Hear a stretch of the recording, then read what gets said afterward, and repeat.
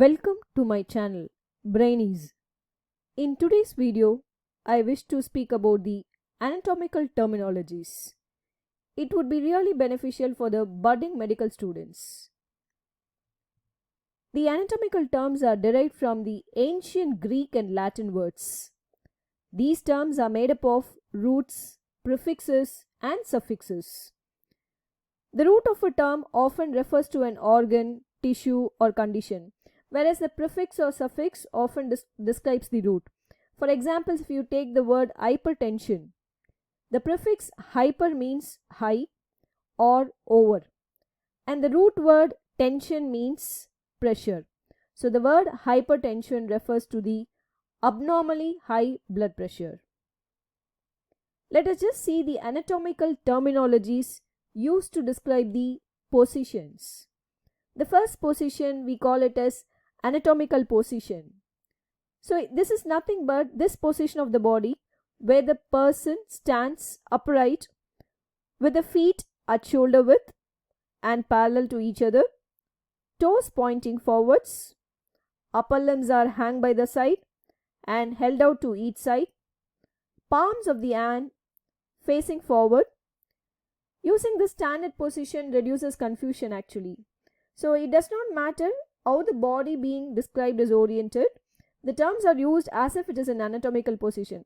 For example, if we use the term scar in the anterior, for example, if there's a scar in the anterior wrist region, which would be present on the palmar side of the wrist, the term anterior means it would be used even if the hand were placed palm down on a table. Let me just show you the diagram depicting the anatomical position. This is the picture depicting the anatomical position. So you could see both the limbs hang by the side, parallel to each other, whereas the palms facing forward. And similarly, the lower limbs parallel to each other with the toes pointing forward.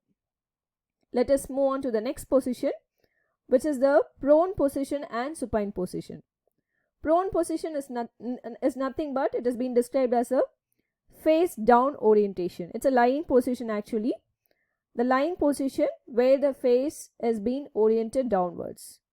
And the supine position is nothing but where the face being upwards, that is towards the ceiling. It has been represented towards the ceiling.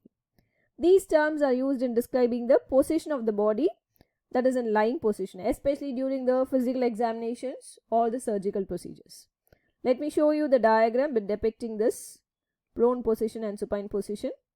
This is the supine position, the lying position, where the face points upwards.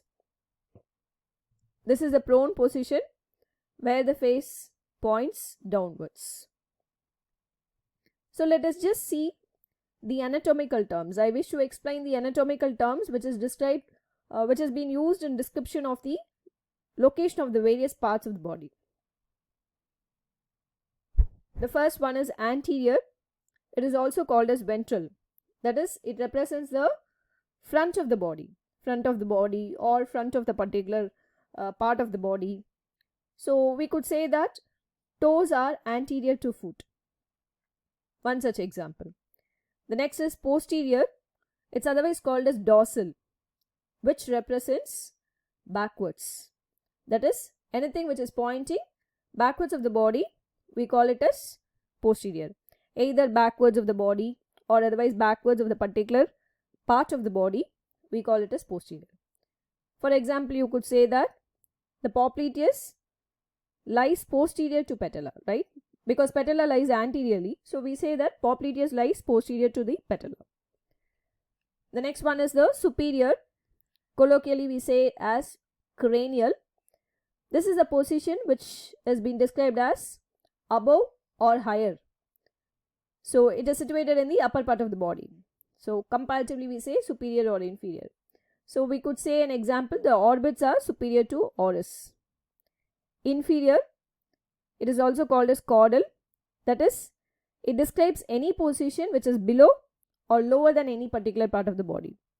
That is, colloquially we say it is towards the tail. In human, we could say that coccyx is the lowest part of the spinal cord, right? So we could say that pelvis is inferior to the abdomen. So these are the pictures depicting. So you could see the midline, this is the medial, and the one which is being situated on either side we say it as lateral. Proximal means it is something towards the trunk, that is towards the midline, and distal is away from the trunk. Anterior is the front of the position, front of the part of the body, and posterior is behind. Okay, cranial is anything towards the head, and caudal is anything towards down, right? And superior we say which is present in the top, and inferior we say which is present downwards. For example, if I am just going to take this upper limb, if I say superior, shoulder will be the superior one and elbow will be the inferior one. So we are just going to represent it depending upon the particular location, right? So we'll move on to the next one. As I told you, it is lateral. That is the one which has been placed on lateral side of the body. The medial is towards the midline of the body, and proximal is anything towards the, anything which is very closer to the trunk, we call it as proximal. Anything which is away from the trunk, which we call it as distal. And superficial is something like which is closer to the surface of the body. For example, if you just see it, skin and bones. So the skin is superficial, right? And deep is the bones are deeper to the skin. So we call the bones as deeper. Also we could say that brain is deep to the skull. Inside the skull we have the brain, right? So we call the brain as deep. So that's it with the terms of the anatomical terms. Thank you for watching. Kindly support by subscribing and sharing. Meet you all in next video. Thank you once again.